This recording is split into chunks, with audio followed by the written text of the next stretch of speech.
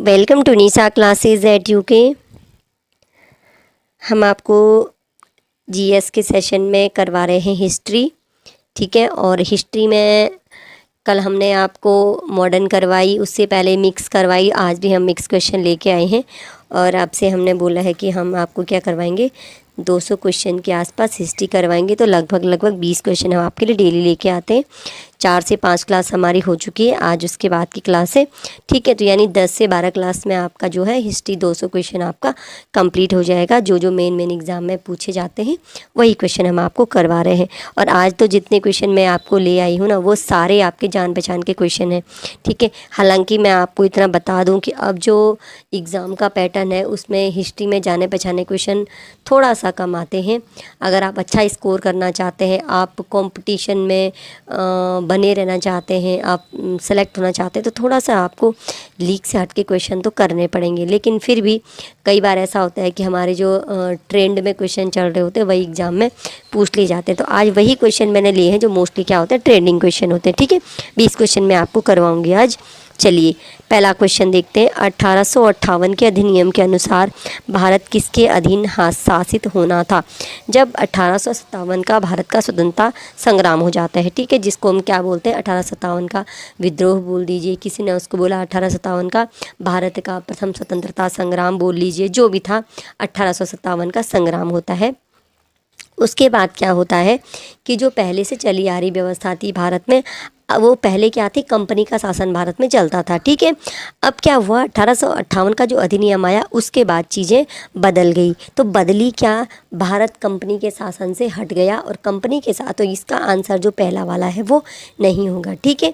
यानी कंपनी का शासन भारत में 1858 के बाद नहीं रहा। तो किसके नाम पे रहा, क्या वो क्राउन के नाम पे रहा, क्या वो निदेशक मंडल द्वारा रहा, क्या वो भारत के गवर्नर जनरल के नाम पर शासन किया गया। तो शायद सभी लोग इसको जानते होंगे। तो जो जानते हैं अच्छी बात है। और अगर नए कैंडिडेट हैं, पहली बार आप एग्ज़ाम कोई दे रहे हैं, जैसे लेक्चरर दे रहे हैं, फर्स्ट टाइम आप डीएलएड का एग्ज़ाम दे रहे हैं, या किसी भी एग्ज़ाम में आप फर्स्ट टाइम दे बैठ रहे हैं और आपने सिर्फ एक बार बुक पढ़ी है, ठीक है। तो जब आप थॉरो स्टडी नहीं करते हैं ना, सिर्फ एमसीक्यू के बेस पे चलते हैं, तो थोड़ा सा आपको आंसर निकालने में दिक्कत हो सकती है। तो ये जो चारों चीज़ें हैं ना यहाँ पे, ये सब क्या है, जब हमारा कंपनी भारत में शासन कर रही थी ना, जो ईस्ट इंडिया कंपनी थी, तो जो ईस्ट इंडिया कंपनी थी तो उसी के तहत कंपनी भी थी, निदेशक मंडल भी था, गवर्नर जनरल भी था, सब कुछ था, ठीक है। लेकिन क्या होता है, जब 1857 का जो विद्रोह होता है उसके बाद चीज़ें बदल जाती हैं। तो तब क्या होता है, जो भारत का शासन है वो अब क्या हो जाता है आपके इसके बाद क्या होता है, क्राउन के नाम पर हो जाता है, ठीक है। क्राउन यानी जो ब्रिटिश क्राउन है वहाँ से महारानी के द्वारा यहाँ पे भारत में शासन चलाया जाता है, ठीक है। तो ये हो गया इसका आंसर। 1858 का जो अधिनियम है उसके अनुसार जो है भारत में जो शासन है वो है क्राउन के नाम पर होना था, ठीक।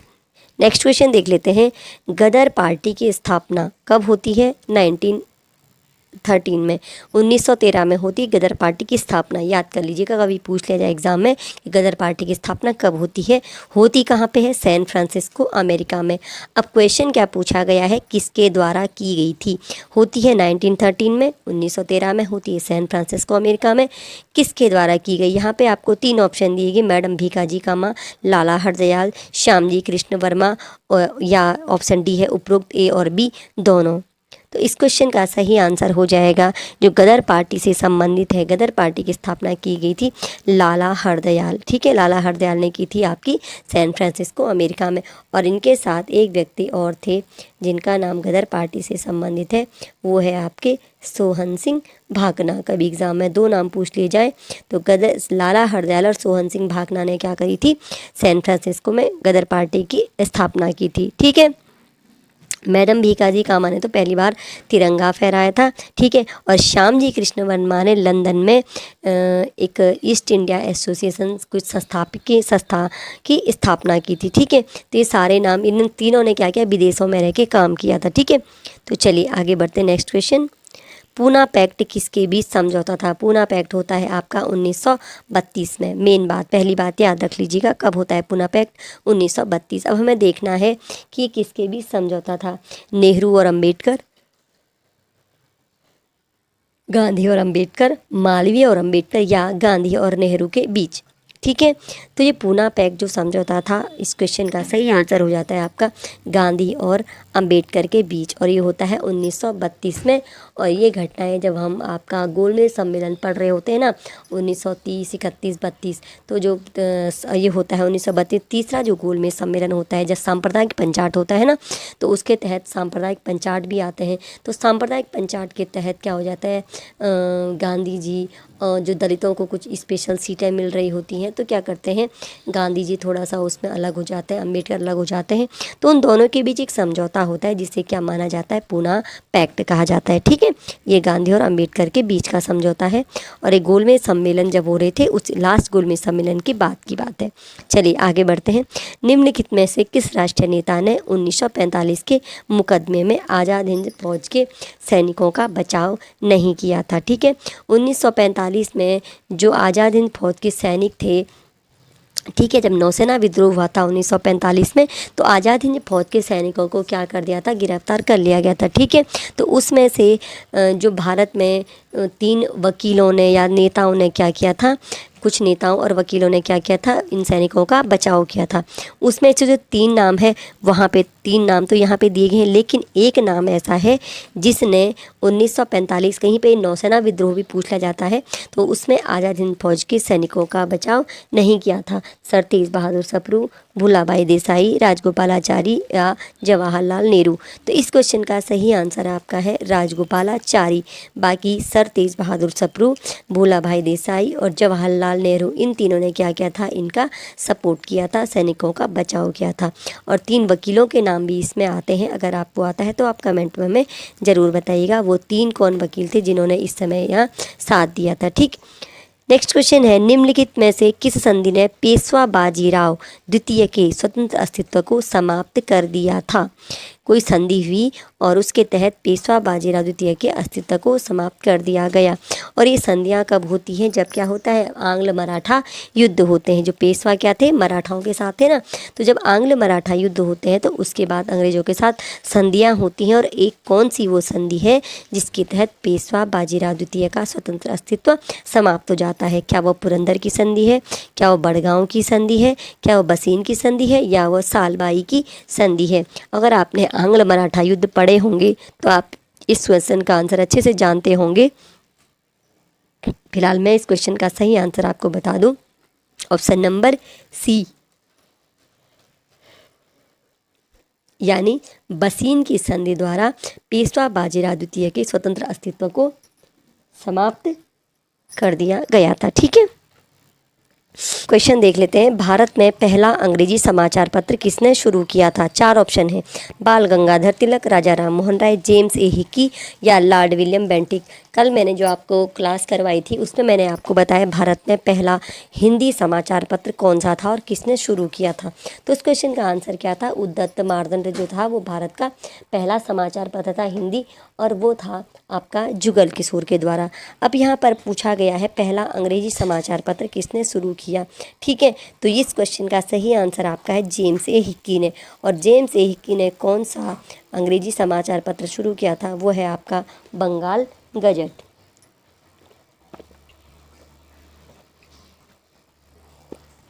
तो अगर पूछ लिया जाए भारत में पहला अंग्रेजी समाचार पत्र कौन सा था, तो वो था आपका बंगाल गजट। और किसने शुरू किया था, जेम्स ए हिक्की या जेम्स ऑगस्टस हिक्की भी कई बार नाम लिख लिया जाता है। तो इस क्वेश्चन को भी आप याद कर लीजिए। चलिए आगे बढ़ते हैं। भारत में किसी राज्य की मुख्यमंत्री बनने वाली पहली महिला कौन थी? पहली मुख्यमंत्री महिला कौन थी? नंदिनी सतपथी, डॉक्टर जे जयललिता, सुचित्रा कृपलानी या सुश्री मायावती? शायद इस क्वेश्चन का आंसर तो सभी लोग जानते होंगे, बहुत पुराना जीके है। और अभी क्या होता है ना, एग्ज़ाम में कई बार बहुत छोटे छोटे क्वेश्चन पूछ ले जाते हैं, तो हम क्या हो जाते हैं, कई बार मिस कर जाते हैं। हम सरोजनी नायडू और इंदिरा गांधी और अलाने, मतलब इन नामों पे चल जाते हैं। तो अगर हम इस क्वेश्चन का सही आंसर देखें तो सुचित्रा कृपलानी जो थी वो भारत में किसी राज्य की मुख्यमंत्री बनने वाली पहली महिला थी। कौन थी वो? सुचित्रा कृपलानी। और भारत में प्रथम क्या है, ये एक बार ज़रूर याद कर लीजिएगा। ठीक है, वंदे मातरम के लेखक कौन है? एक है हमारा वंदे मातरम, एक है आपका जनगण मन। जो हमारा वंदे मातरम है वो क्या है, हमारे भारत का राष्ट्रगीत है, और जो हमारा जनगण मन है वो क्या है, भारत का राष्ट्रगान है। यहाँ पर पूछा गया है वंदे मातरम के लेखक कौन है, यानी हमारा जो राष्ट्रगीत है उसके लेखक कौन है। 4 ऑप्शन है, महात्मा गांधी, रविंद्रनाथ टैगोर, बंकिम चंद्र चटर्जी या शरद चंद्र चटर्जी। ठीक है, इस क्वेश्चन का आंसर सभी लोग जानते होंगे, और जो नहीं जानते हैं उनके लिए बता दें कि वंदे मातरम के लेखक हैं आपके बंकिम चंद्र चटर्जी, और कहीं पर लिख दिया जाता है बंकिम चंद्र चट्टोपाध्याय। ठीक है, नेक्स्ट क्वेश्चन है, आधुनिक भारत का जनक किसे माना जाता है? राजा राम मोहन राय, स्वामी दयानंद सरस्वती, श्री अरबिंदो या भगत सिंह। इसमें से जिस व्यक्ति को आधुनिक भारत का जनक कहा जाता है उन्हें बहुत सारे नामों से भी पुकारा जाता है। ठीक है, और आधुनिक भारत का जनक उन्हें क्यों कहा जाता है, इसके पीछे भी बहुत बड़ा कारण है। तो यहाँ पर जो आधुनिक भारत का जनक कहा जाता है वो भगत सिंह भी नहीं है, अरविंदो भी नहीं है, और स्वामी दयानंद सरस्वती भी नहीं है। तो इसके कौन है, आधुनिक भारत का जनक कहा जाता है राजा राम मोहन राय। और राजा राम मोहन राय को आधुनिक भारत का जनक इसलिए कहा जाता है क्योंकि भारत में जो सुधार थे ना 19वीं सदी का, अगर आप हिस्ट्री पढ़ते हैं 19वीं सदी में कुछ सामाजिक धार्मिक सुधार होते हैं। ठीक है, तो उन सामाजिक धार्मिक सुधारों में सबसे आगे कौन थे, राजा राम मोहन राय थे। शुरुआत भी, अग्रदूत भी इन्हें कहा जाता है, भारतीय सुधारों का अग्रदूत भी कहा जाता है राजा राम मोहन राय को। इन्होंने सुधारों में क्या किया, इन्होंने संस्थाएं स्थापित की, इन्होंने सती प्रथा के अंत में योगदान दिया, इन्होंने आत्मीय सभा की स्थापना की, बहुत सारी चीज़ों की स्थापना इन्होंने की। ठीक है, तो राजा राम मोहन राय का जो नाम है वो बहुत सुधारों में सबसे आगे है 19वीं शताब्दी में, जब सुधार हो रहे थे भारतीय समाज में, इसीलिए इन्हें क्या कहा जाता है, आधुनिक भारत का जनक कहा जाता है। इन्होंने पुरानी प्रथाओं को, रूढ़ियों को बंद करने में बहुत सारा प्रयास किया और बंद करने में सफलता भी प्राप्त की। ठीक है, तो कारण भी पता होना चाहिए कि आधुनिक भारत का जनक क्यों कहा गया उन्हें। ऐसे तो हम किसी को ही बोल दें, लेकिन कारण था कि उन्हें आधुनिक भारत का जनक कहा गया। सिर्फ हम क्वेश्चन पढ़ के आगे नहीं बढ़ेंगे, थोड़ा सा जब हम क्वेश्चन को समझेंगे तो हमें क्या होता है ना, हम रिलेट करके जब चलते हैं तो चीज़ों को अच्छे से याद कर पाते हैं। ठीक है, चलिए आगे बढ़ते हैं। भारत सरकार अधिनियम 1919 की सबसे महत्वपूर्ण विशेषता क्या थी? भारत सरकार अधिनियम 1919। ठीक है, तो भारत सरकार अधिनियम 1919 की महत्वपूर्ण सबसे विशेषता क्या थी? भारतीय परिषदों का विस्तार, प्रत्यक्ष चुनाव, प्रांतों में द्वैत शासन या उपरोक्त सभी। तो इस क्वेश्चन का अगर हम आंसर देखें तो उपरोक्त सभी, ऑप्शन नंबर डी इसका सही आंसर हो जाता है। 1919 के अधिनियम में बहुत सारी विशेषताएं थी, जिनमें क्या था, भारतीय परिषदों का विस्तार भी था, प्रत्यक्ष चुनाव का प्रावधान भी था, और प्रांतों में द्वैत शासन। तो ये सब क्या थे, 1919 के अधिनियम की विशेषताएं थी। और इनमें से कुछ चीज़ें जो थी वो 1935 के अधिनियम में एज इट इज़ रही, और कुछ काफ़ी बदल दी गई हैं। ठीक है, चलिए आगे बढ़ते हैं। 8 अप्रैल 1929 को नई दिल्ली स्थित सेंट्रल असेंबली के द्वार पर 2 बम किसने फेंके? तो सेंट्रल असेंबली में बम फेंकने की जो घटना होती है अप्रैल 1929 में, सभी जानते होंगे इस क्वेश्चन में कि जो बम फेंके थे वो किसने फेंके थे, भगत सिंह, बटुकेश्वर दत्त या और राजगुरु, या ऑप्शन डी है ए और बी दोनों। ठीक है, तो भगत सिंह के विषय में तो सभी लोगों को ज़्यादा जानकारी पता होगी, लेकिन जो भगत सिंह को फांसी होती है ना, भगत सिंह को फांसी, भगत सिंह, राजगुरु और सुखदेव तीनों को साथ साथ फांसी होती है। ठीक है ना, लेकिन जो आपका सेंट्रल असेंबली में बम फेंके थे, यहाँ पर उन 2 लोगों के नाम दिए हुए हैं। तो वो हैं आपके, एक भगत सिंह और दूसरा आपका है बटुकेश्वर दत्त। तो यहाँ पर ऑप्शन नंबर डी इसका सही आंसर हो जाता है, उपरोक्त ए और बी दोनों। तो इन दोनों ने क्या किया था, अप्रैल 1929 में सेंट्रल असेंबली में बम कांड या बम फेंके थे। ठीक है, बम कांड से संबंधित भी नहीं कह सकते हम। अब है एक क्वेश्चन, नोआखली कहाँ स्थित है? नोआखली, अगर आप न्यूज़ देख रहे होंगे, अगर एग्ज़ाम देख रहे हैं तो आप न्यूज़ देखते होंगे, न्यूज़पेपर पढ़ते होंगे, करंट से रिलेटेड चीज़ें हैं, तो नोआखली बहुत ज़्यादा समाचारों में अभी था। तो नोआखली जो जगह है वो कहाँ पे है? क्या वो पश्चिम बंगाल में है, क्या वो बांग्लादेश में है, त्रिपुरा में है, या वो बिहार में है? ठीक है, तो नोआखली जो है वह आपके कहाँ पर आता है? यह हमारे आएगा आपके पश्चिम बंगाल में। ठीक है, और ये नोआखली हमारे चर्चा में क्यों रहा, कुछ महिलाओं से संबंधित यहाँ पे क्या हुए थे, महिलाओं के साथ कुछ यहाँ पे घटनाएं हुई थी, तो उसी से जो नोआखली है वो प्रचार में आया था। ठीक है, तो नोआखली हमारा कहाँ है, पश्चिम बंगाल में है। चलिए आगे बढ़ते हैं। प्रथम कर्नाटक युद्ध के दौरान पांडिचेरी का फ्रांसीसी गवर्नर जनरल कौन था? भारत में जैसे आंग्ल मराठा युद्ध हुए उसी प्रकार क्या होते हैं, आंग्ल के कर्नाटक युद्ध भी होते हैं।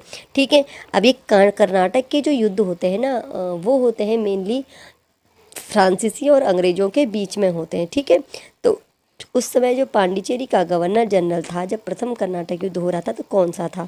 आपको 4 ऑप्शन यहाँ पे मिलते हैं, ला बोर्डोनेस, कैप्टन पैराडाइज, डुप्ले या काउंडी लैली। इसको कहीं पे लाली भी लिख लिया जाता है, लैली को हम यहाँ पे लाली भी लिख लेते हैं। ठीक है, तो इस क्वेश्चन का अगर हम सही आंसर देखें तो प्रथम कर्नाटक युद्ध जब होता है तो पांडिचेरी का फ्रांसीसी गवर्नर जनरल होता है आपका डुप्ले। ठीक है, तो प्रथम कर्नाटक युद्ध में गवर्नर जनरल कौन था पांडिचेरी का? डुप्ले था।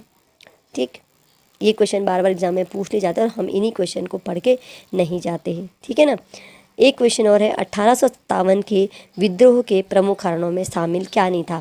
और जब 1857 का विद्रोह होता है तो वो विद्रोह के बहुत कुछ कारण होते हैं, अचानक से वो विद्रोह नहीं भड़कता है, उसके पीछे बहुत सारे कारण होते हैं। अगर आपने कोई डिटेल वाला एग्ज़ाम दिया होगा तो आपने पढ़ा होगा कि 1857 के विद्रोह के कारण बहुत बार एग्ज़ाम में पूछ लिया जाता है। और आप ध्यान रखिएगा कि अब जो है ना एग्ज़ाम में क्वेश्चन, चाहे आप SSC का एग्ज़ाम दे रहे हैं, आप PSC का एग्ज़ाम दे रहे हैं, आप कोई भी एग्ज़ाम देते हैं, तो थोड़ा सा डीप स्टडी वाले क्वेश्चन एग्जाम में पूछे जाते हैं ना। तो 1857 के विद्रोह के कारणों में पूछ लिया है कि कौन सा शामिल नहीं था, तो हमें एक इसमें से हटाना है, बाकी तो इसमें शामिल थे।